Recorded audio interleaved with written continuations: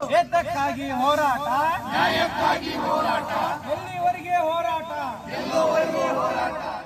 ವಿವಿಧ ಬೇಡಿಕೆ ಈಡೇರಿಕೆಗೆ ಒತ್ತಾಯಿಸಿ 2ನೇ ದಿನವೂ ಪ್ರಾರಂಭವಾಯಿತು ಮುಷ್ಕರ.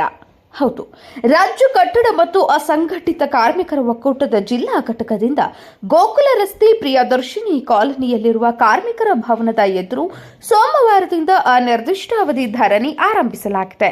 ನೆರವು ಕಟ್ಟಡ ಮತ್ತು ಅಸಂಘಟಿತ ಕಾರ್ಮಿಕರ ಸಂಘಟನೆಯ ರಾಜ್ಯಾಧ್ಯಕ್ಷರು ಮಾತನಾಡಿದರು. ಕಾರ್ಮಿಕರ ಮಕ್ಕಳಿಗೆ ಕೂಡಲೇ ಶೈಕ್ಷಣಿಕ ಧನಸಹಾಯ ಮಂಜೂರು ಮಾಡಬೇಕು. ಟೆಂಡರ್ ಕರೆಯುವುದನ್ನು ಕೂಡಲೇ ಸ್ಥಗಿತಗೊಳಿಸಬೇಕು. 15ರಿಂದ 20 ವರ್ಷಗಳ ಹಿಂದೆ ಆಗಿರುವ ನೋಂದಣಿ ಆಧರಿಸಿ ಈಗ ಕಾರ್ಮಿಕರ ಕಾರ್ಡ್ಗಳನ್ನು ರದ್ದುಪಡಿಸುತ್ತಿದ್ದು ಅರ್ಹ ಫಲಾನುಭವಿಗಳಿಗೆ ಸೌಲಭ್ಯಗಳನ್ನು ಒದಗಿಸಲು ಮುಂದಾಗಬೇಕು. ಹೆರಿಗೆ ಭತ್ಯೆ, ಹಿರಿಯ ಕಾರ್ಮಿಕರ ಪಿಂಚಣಿ, ಅಂತ್ಯಕ್ರಿಯೆ, ಅಪಘಾತ ಪರಿಹಾರವನ್ನು ಈವರೆಗೂ ಮಂಜೂರು ಮಾಡಿಲ್ಲ. ಕೂಡಲೇ ಅದನ್ನು ಬಿಡುಗಡೆ ಮಾಡಬೇಕು. ಅರ್ಜಿ ವಿಲೇವಾರಿಯಲ್ಲಿ ಆಗುತ್ತಿರುವ ವಿಳಂಬ ತಪ್ಪಿಸಬೇಕು ಎಂದು ಒತ್ತಾಯಿಸಿದರು. ಕಾರ್ಮಿಕ ಸಚಿವ ಸಂತೋಷ್ ಲಾಡ್ ಅವರು ಸ್ಥಳಕ್ಕೆ ಬಂದು ನಮ್ಮ ಬೇಡಿಕೆ ಈಡೇರಿಸುವ ಭರವಸೆ ನೀಡುವವರೆಗೆ ಧರಣಿ ನಡೆಸಲಾಗುವುದು ಎಂದು ಎಚ್ಚರಿಸಿದರು. ಅದರ ಜೊತೆಗೆ ನೀವು ಇಂದು ಬರದೇ ಹೋದಲ್ಲಿ ಕಾರ್ಮಿಕರ ಭವನಕ್ಕೆ ಬೀಗ ಹಾಕುತ್ತೇವೆ ಎಂದು ತಿಳಿಸಿದರು. ಪ್ರತಿಭಟನೆಯಲ್ಲಿ ಯಾದಗಿರಿ, ಗುಲಬರ್ಗ, ರಾಯಚೂರು, ಗದಗ, ಹಾವೇರಿ, ಉತ್ತರ ಕನ್ನಡ, ಧಾರವಾಡ ಜಿಲ್ಲೆಗಳ ಕಾರ್ಮಿಕರ ಸಂಘಗಳ ಸದಸ್ಯರು ಭಾಗವಹಿಸಿದ್ರು. ಈ ಡ್ರಾಮಾಗಳು ಬೇಡ. ನಮ್ಮ ಹತ್ರ ಯಾರು ಅಡ್ಡಿಪಡಿಸಿದೀವಿ? ನಾವು ಎಲ್ಲ ಅಡ್ಡಿಪಡಿಸಿದೀವಿ.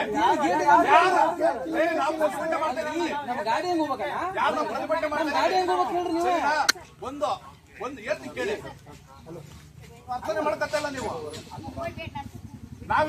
ನಾವು ಪ್ರತಿಭಟನೆ ಜೊತೆ ಸಮಸ್ಯೆ ಕೇಳ್ತೀವಿ. ಸಮಸ್ಯೆ ಇಲ್ಲಿ ಬಗೆಹರಿಸಬೇಕು ಹೊರತು ಒಳಗಡೆ ಎಷ್ಟು ದಿನ ಬಂದ ಕಾರ್ಮಿಕರು ಸರ್ 4 ಹೆಜ್ಜೆ ನಡಿಲ್ಲ, ಗಾಡಿ ಹೋಗ್ಬೇಕಂತ 6 ಕಿಲೋಮೀಟರ್ ನಡೆದ ಕಾರ್ಮಿಕರ ಅಲ್ಲ. ನೀವು ಅಧಿಕಾರಿಗಳು, ಕೆಲ ಅಧಿಕಾರಿಗಳು ಎಲ್ಲ ನೀಟಾಗಿ ಕೆಲಸ ಮಾಡ್ತೀವಿ.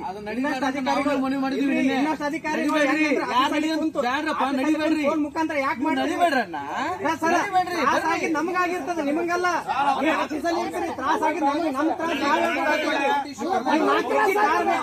ಗಾಡಿ ಹೋಗಲ್ಲ ಅಂತ ವಿಚಾರ ಮಾಡ್ತಾ ಕಾರ್ಮಿಕರಿಲ್ಲ. ಅಧಿಕಾರಿಗಳು ನಾನು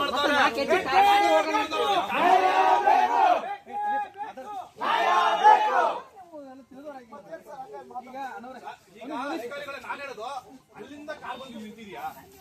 ನಿಮ್ ಕಾರಾಟ ಹಾಕಿದ್ರು ನಮ್ಮೆಲ್ಲ ಸಿಬ್ಬಂದಿ ಮಾಡ್ಲಿಕ್ಕೆ ಮತ್ತೆ ನಮ್ಮ ಮೇಲಾಧಿಕಾರಿ ಇವತ್ತು ನೋಡ್ತಾ ಇದಾರೆ ನಮ್ಮನ್ನ.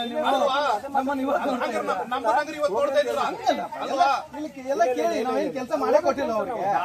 ಕೇಳಿ ಅವ್ರ ಬಾಯಿನ ಒಂದು ಹೇಳಿ ಸಾಕ್ಷಿ ನಾನು ಹಿಂಗ ವಾಪಸ್ ಹೋಗ್ತೀನಿ. ಅವ್ರು ಕೇಳಿ ಅಲ್ಲ, ಅವ್ರು ಕೇಳಿ ನಾನು ಕೆಲಸ ಮಾಡಿಲ್ಲ ಅಂತ ಹೇಳಿ ಹಿಂಗೆ ವಾಪಸ್ ಹೋಗ್ತೀನಿ. ನೀವು ಮಾಡ್ತಾ ಇದ್ದೀರಿ.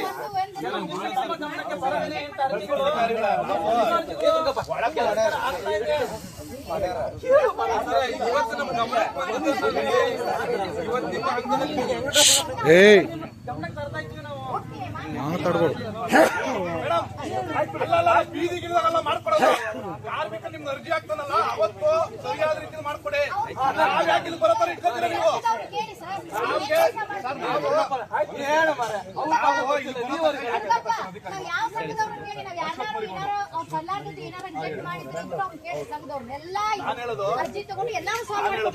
ನಮ್ಮಲ್ಲಿ ಬರತಕ್ಕ ಯಾಕೆ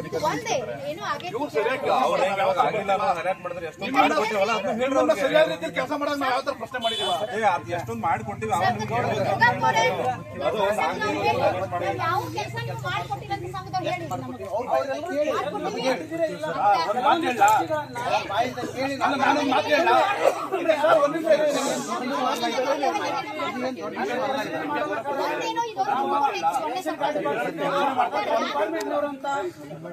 ಕೆಲಸನೇ ಮಾಡ್ಕೊಟ್ಟಿಲ್ವ ಅಂತ ಅಧಿಕಾರಿಗಳು ಕೇಳ್ತಾರೆ.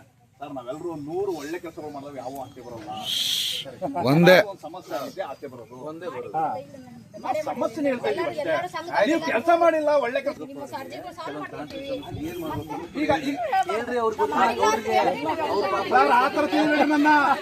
ಮೇಡಮ್, ನಾವು ಎಲ್ಲಾ ಅಧಿಕಾರಿಗಳ ಬಗ್ಗೆ ಮಾತಾಡ್ತಾ ಇಲ್ಲ, ಎಲ್ಲೋ ಒಬ್ಬ ಅಧಿಕಾರಿಗಳ ಬಗ್ಗೆ ಮಾತಾಡ್ತಾರೆ. ತಮ್ಮ ಮೇಲೆ ನಮಗೆ ಗೌರವ ಇದೆ.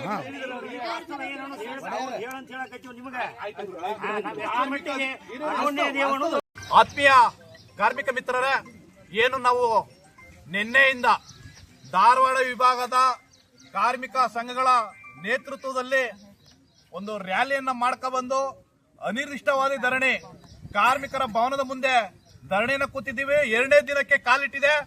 ಮಾನ್ಯ ಸಚಿವರು ಇದನ್ನ ಎಚ್ಚೆತ್ಕೊಂಡು ಸಂಜೆ ಒಳಗಡೆ ಬಂದು ನಮ್ಮ ಮನವಿಯನ್ನ ಸ್ವೀಕರಿಸಿದ್ರೆ ನಿಮಗೆ ಅದು ಸೂಕ್ತ ಮತ್ತೆ ಒಳಿತು.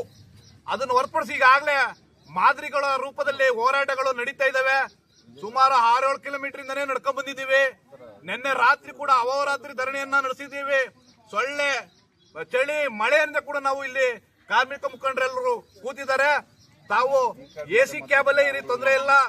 ಎಸಿ ಪ್ಯಾಡಲ್ಲೇ ಬನ್ನಿ, ತೊಂದರೆ ಇಲ್ಲ. ನಿಮ್ಗೆ ಅಷ್ಟೊಂದು ತೊಂದರೆ ಆದ್ರೆ ಅಧಿಕಾರಿಗಳು ನೋಡಿ ಸಮಯ ಎಷ್ಟು 11:30ಕ್ಕೆ ಕೆಲ್ಸಕ್ಕೆ ಬರ್ತಾರೆ.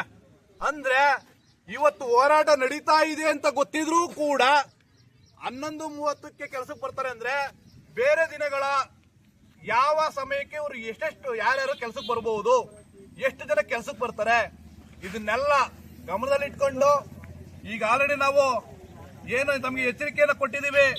ಬೀಗವನ್ನ ಜಡಿತೀವಿ ಅಂತೇಳಿ ನೋಡ್ತಾ ಇರಬಹುದು. ಈಗಾಗಲೇ ತಯಾರಿಯಲ್ಲಿ ಇದ್ದೀವಿ.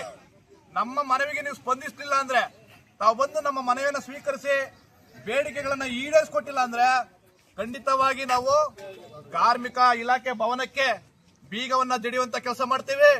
ನೀವು ಯಾವುದೇ ರೀತಿ ನಮ್ಗೆ ಬೆದರಿಕೆ ಹಾಕುವಂತ ಕೆಲಸವನ್ನ ಮಾಡಕ್ ಹೋಗ್ಬೇಡಿ. ಏನಿವಾಗ ಕರ್ತವ್ಯಕ್ಕೆ ಅಡ್ಡಿಪಡಿಸ್ತಾ ಇದ್ದೀರಾ ಅಂತ ಏನು ಇವಾಗ ಒಂದಷ್ಟು ಡ್ರಾಮಾ ನಾಟಕಗಳು ನಡೆದು ಇದನ್ನೆಲ್ಲ ನಾವು ನೋಡ್ಕೊಂಡೇ ಬಂದಿರೋದು. ಸುಮಾರು ಹೋರಾಟಗಳಿಂದ ಕಲ್ತ್ಕೊಂಡೇ ಬಂದಿದ್ದೀವಿ. ಹಾಗಾಗಿ ಒಂದು ಗಾದೆಯನ್ನು ಹೇಳಕ್ ಇಷ್ಟಪಡ್ತೀನಿ ಈ ಮೂಲಕ ನಿಮಗೆ. ಬೆಟ್ಟದ ಮೇಲೊಂದು ಮನೆಯ ಮಾಡಿ ಮೃಗಗಳಿಗೆ ಅಂಜಿದಂತೆಡೆಯ್ಯ. ಅಂದ್ರೆ ಬೆಟ್ಟದ ಮೇಲೆ ಮನೆ ಮಾಡಿ ಮೃಗಗಳಿಗೆ, ಕಾಡು ಪ್ರಾಣಿಗಳಿಗೆ ಎದುರಿದ್ರೆ ಹೇಗೆ, ಅದನ್ನ ಬೆಟ್ಟದ ಮೇಲೆ ಮನೆ ಮಾಡೋದಕ್ಕೆ ಮುಂಚೆ ಯೋಚನೆ ಮಾಡಬೇಕಿತ್ತು ಅಂತ.